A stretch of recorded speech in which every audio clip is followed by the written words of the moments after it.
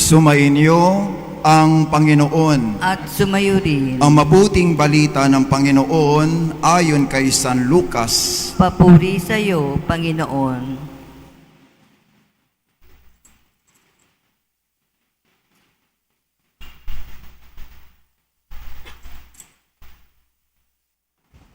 Noong panahong iyon, ang mga publikano at ang mga makasalanan ay nagsisilapit upang makinig kay Jesus. Nagbulong-bulungan ang mga Pariseo at ang mga skriba. Ang sabi nila, ang taong ito'y nakikisalamuha sa mga makasalanan at nakikisalo sa kanila. Kaya't sinabi sa kanila ni Jesus ang talinghagang ito, kung ang sino man sa inyo ay may 100 tupa at mawala ang isa, ano ang gagawin niya? Iiwan ang 99 sa ilang at hahanapin ang nawawala hanggang sa matagpuan, hindi ba? Kapag nasumpungan ay masaya niyang papasanin ito at pagdating ng bahay, aanyayahan niya ang kanyang mga kaibigan at mga kapitbahay. Sasabihin niya, makipagsaya kayo sa akin sapagkat nasumpungan ko sa wakas ang tupa kong nawawala. Sinasabi ko sa inyo, magkakaroon ng higit na kagalakan sa langit dahil sa isang makasalanang nagsisisi at tumatalikod sa kanyang kasalanan kaysa 99 na matuwid na hindi nangangailangang magsisi. O kaya, kung ang isang babae ay may 10 salaping pilak at mawala ang isa, ano ang gagawin niya? Sisindihan niya ang ilaw, wawalisan ng bahay, at hahanaping mabuti hanggang sa masumpungan ito. Hindi ba? Kapag nasumpungan na, ay aanyayahan niya ang mga kaibigan at mga kapitbahay. Sasabihin niya, makipagsaya kayo sa akin, sapagkat nasumpungan ko sa wakas ang nawala kong salaping pilak. Sinasabi ko sa inyo, gayon din ang kagalakan ng mga anghel ng Diyos dahil sa isang makasalanang nagsisisi at tumatalikod sa kanyang kasalanan. Mga kapatid, ito ang mabuting balita ng Panginoon. Pinupuri ka namin, Panginoong Heso Kristo. Good evening po sa inyo lahat. Kamusta po kayo? Okay po ba kayo? Sige nga po, kung okay po kayo, pakitaas muna yung kanang kamay. Kung okay kayo, pakitaas ang kanang kamay. Sige nga. At bilang pagpupuri sa Diyos, pakiwagayway. Yan, iwagayway natin. At pakitapik yung nasa kanan at pakisabi sa Kanya, gumaganda ka kapag piyesta. Ayan. O bilang ganti, itaas naman ang kaliwang kamay. At bilang pagpupuri sa Diyos, iwagayway natin ang kaliwa. At pakitapik yung nasa kaliwa at pakisabi sa Kanya, nagsasabi ka talaga ng totoo. Amen. Papuri at pasalamat sa Diyos sa biyayang tayo po'y buhay pa. Palapakan po natin ang Panginoon. Maraming salamat po sa pagkakataong ito na ibinigay niyo sa akin upang mamuno sa pagdiriwang sa 9 na araw ng pagnonobena, 9 ng gabi. Matanong ko lang po kayo, sino po sa inyo ang nakakompleto ng 9 na gabi? Itaas nga po ang kamay at huwag tayong mahihiya. Ayan. Kayo po ba ay mayroong Facebook? Meron po ba kayong Facebook? Pwede po bang magkwento sa inyo? Kasi may nakilala po ako na isang babae na taga Macabebe, Pampanga. At ang babae na ito ay sa Facebook naghahanap po ng apam. Naghahanap ng foreigner. At may natagpuan siya, taga Houston, Texas, Amerikano, na araw-araw ay kachat niya. Tuwang-tuwa po yung Amerikano sa kanya, lalo nung sinagot niya ng matamis na oo. Yung Amerikano, sa kagalakan, ini-apply siya ng visa na kung tawagin ay fiancé visa para makarating siya sa Amerika. At sabi ng Amerikano, ito yung aking magiging Christmas gift sa kanya. Kasi malapit na po ang Christmas. Kaya yung Amerikano, nung na-approve yung visa, hindi niya sinabi sa Pilipina na pupunta siya ng Pilipinas. Saan nga po sa Pilipinas? Saan po? Macabebe, Pampanga. Kaya nag-search po siya sa Google paano makakarating sa Macabebe, Pampanga. Ang sabi, sumakay from Houston Airport hanggang Naiya. Pagdating sa Naiya ay mag-taxi hanggang Cubao. Pagdating sa Cubao, hanapin yung Victory Liner, sumakay ng biyaheng Iba, Zambales. Nadadaan sa pong lugar? Macabebe. Huwag natin kakalimutan baka maligaw po yung foreigner, no? So, ganun nga po ang ginawa ng foreigner. Sumakay ng eroplano, dumating sa Naiya. Pagdating sa Naiya, nag-taxi hanggang Cubao. Pagdating sa Cubao, hinanap yung Victory Liner, mag-aalas 8 na ng gabi, nakasakay. Umalis yung Victory Liner, 8:30, at awa ng Diyos, 10:30 na ng gabi, nasa Balintawak pa rin sila. Yung pobreng Amerikano, inip na inip. Kasi sa Houston, mabibilis ang biyahe. Hindi po sila sanay sa traffic. Kaya tinanong niya yung konduktor, kasi ang nais niyang malaman, gaano pa katagal para makarating saan po? Saan po? Macabebe. Kaya sabi niya, "Hey Joe, how long to make a baby?"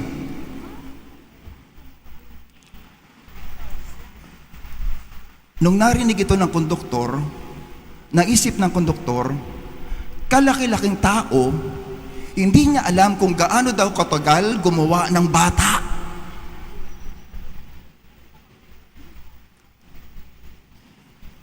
Nagtanong ulit yung Amerikano, kasi nakatitig lang sa kanya yung konduktor, "Hey, I'm serious. How long to make a baby?" Ano ba ito? Hindi niya ba talaga alam kung gaano katagal gumawa ng bata? Natawa yung konduktor, sa isip niya, naku. Nung pinagtatawanan yung Amerikano, hindi niya nagustuhan. Pagod na siya. Gutom na rin po. Kaya sa galit niya, napasigaw siya, "I'm serious. How long to make a baby?" Sabi ng konduktor, napahiya sa mga pasahero, kasi nasigawan siya sa loob ng bus. Sabi niya, "Hey you, don't you shouting at me? To make a baby, 9 months. Gaano daw po katagal? 9 months. Ganon din po kahaba yung aking homily. 9 months. Siyam na gabi po tayo nagnilay. Siyam na gabi inihahanda natin yung ating puso sa pagdiriwang ng kapistahan ng ating minamahal Nuestra Señora Soledad de Portabaga. Palapakan natin ang minamahal nating ina. Sa ebanghelyo po natin ngayong gabi, nakita po natin yung kagalakan na ipinapakita ng Diyos Ama para sa mga taong nagsisisi at tumatalikod sa kasalanan. At sa mga daling sabi, ang nais ipaalala sa atin ng Diyos, na bagamat tayo'y nawawalan o tayo may nawawala o tayo may nagwawala, hinahanap tayo ng Diyos. Marami po sa atin ay nawalan ng pag-asa, nawalan ng tiwala, nawalan ng paniniwala, o marahil nawalan ng mahal sa buhay. Kaya naging dahilan upang marami rin sa atin ay nawala. Nawala sa pagsisimba, nawala sa paglilingkod, nawala marahil sa sarili. Kaya ano nangyari? Nagwawala. Nakakalimot sa sinimulan, nakakalimot sa pinanggalingan, nakakalimot sa pananampalataya. Pero anong nais sabihin sa atin ng Diyos? Bagamat ikay nawalan, nawala, o nagwawala, mahal ka ng Diyos. At ang pagmamahal na ito ang naghahanap sa iyo. Ang pagmamahal na ito ang hindi napapagod na hanapin ka. Ang pagmamahal na ito ang hindi nasasawang tanangin ka, nasaan ka. Kaya nga napakaganda po ng ating tema para sa kapistahan ngayong ika-80 taon ng pananahan ng mahal na Birhen. Pananahan. Iniuuwi tayo, pinababalik tayo, pinapatahan tayo. At anong nais ituro sa atin? Na ang Diyos na nagmamahal sa atin at ang mahal na ina, inaalagaan tayo. At ang pag-aalaga na ito ay nag-aalala.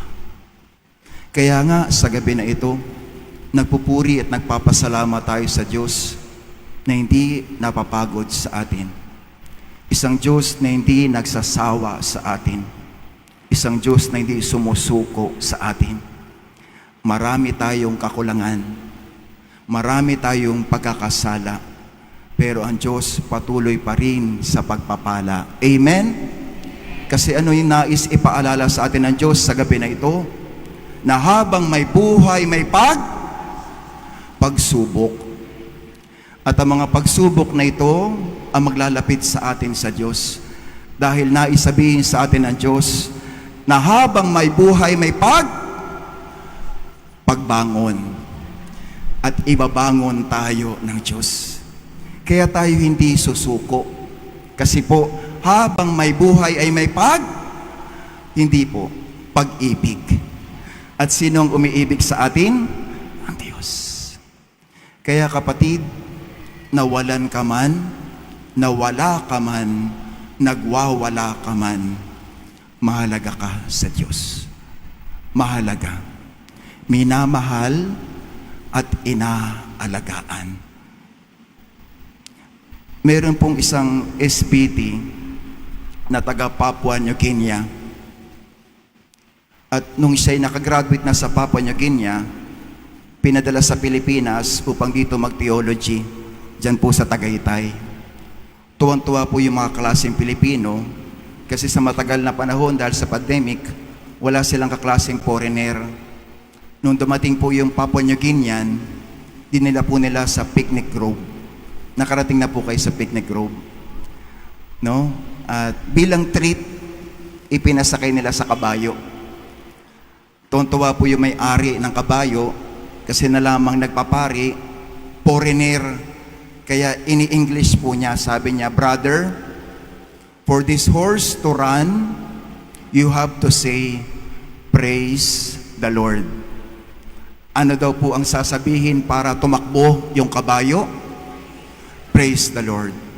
And for this horse to stop, you have to say, salamat sa Diyos. Ulit tayo ha, baka makakalimot tayo.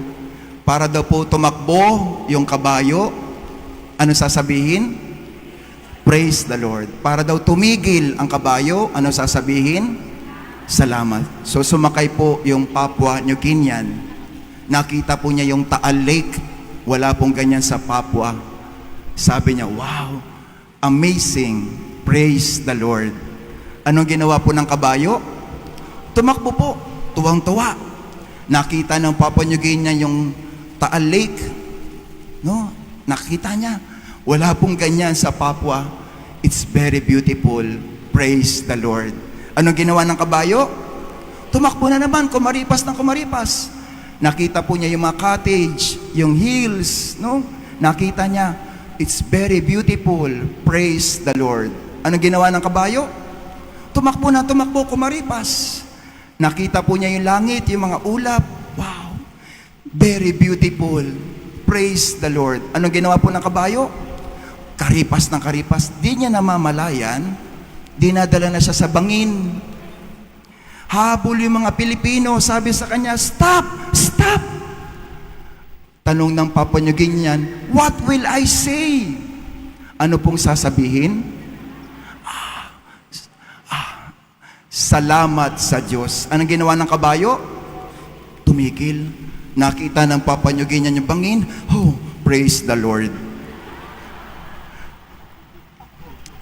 Mga kapatid, sa buhay na ito, para po hindi tayo mawala, huwag natin kakalimutan magpuri at magpasalamat sa Diyos. Ang nagpupuri at nagpapasalamat sa Diyos, hindi mawawala. Hindi mawawalan, hindi magwawala. Kaya sa pagpapatuloy ng pagdiriwang na ito, ibinubulong natin, itinataas natin sa mahal na ina ang papuri at pasasalamat sa Diyos na sa kabila ng ating pagkukulang, sa kabila ng ating pagkakasala, hindi sumusuko ang Diyos sa atin. Hindi napapagod ang Diyos sa atin. Hindi nagsasawa ang Diyos sa atin. Nawalan ka man, nawala ka man, nagwawala ka man, hahanapin at hahanapin ka ng Diyos. Mahal na mahal ka ng Diyos. Manahimik po muna tayo sandali at sa sandaling katahimikan, ibinubulong natin sa Diyos ang pasalamat sa hindi niya pagsuko sa atin, sa hindi niya pagbitaw sa atin, sa hindi niya pagtalikod sa atin. Isang Diyos na hindi tayo pinapabayaan, isang Diyos na hindi tayo iniiwan, isang Diyos na hindi tayo tinatalikuran.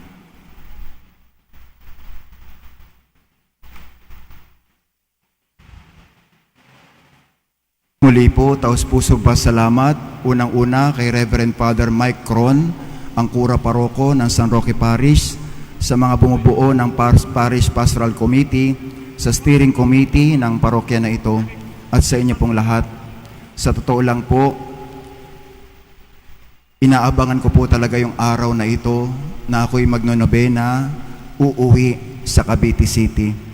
Sapagkat kung meron pong pinakamasayang taon ng aking pagiging pari, mulit-muli babalik po ako at pipiliin ang Cavite City. Maraming salamat po. At pwede pong umupo muna kayo para hindi ako nagmamadali. Kasi parang nape-pressure po ako pag nakatayo kayo. Kasi sa totoo lang po, ako rin po ay nawalan, at baka nagwawala. Pero sa tuwing bumabalik dito, natatagpuan. At nararamdaman ko po talaga yung pananahan ng mahal na Birhen. Hindi naman po kasi madali ang buhay ng pari, pero sa tuwing umuwi rito ay may kapahingahan. At masasabi ko po, ang daming bumabalik na alaala, ang daming bumabalik na masayang alaala. At ang mga alaala na ito ang nagpapatunay, hindi pala ako nawala. Ako pala ay nawalan. At marahil sa pagbalik ko rito, bumabalik.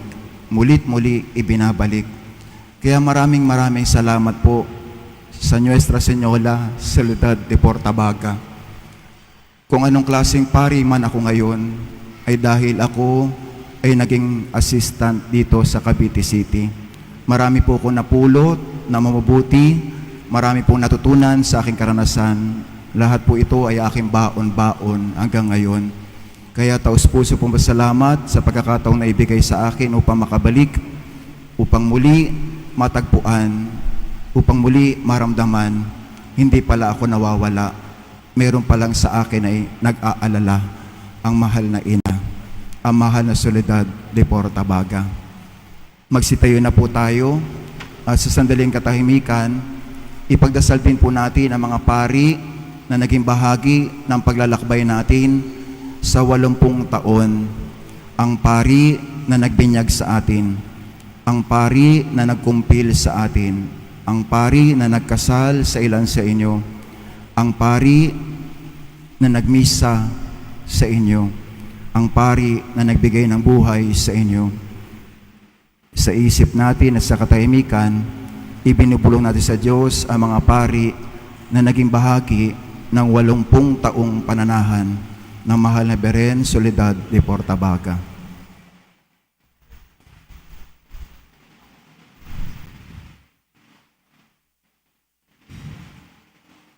Pinasasalamatan natin ng Diyos at ang mahal na ina, itinatagubili ng mga pari na ito.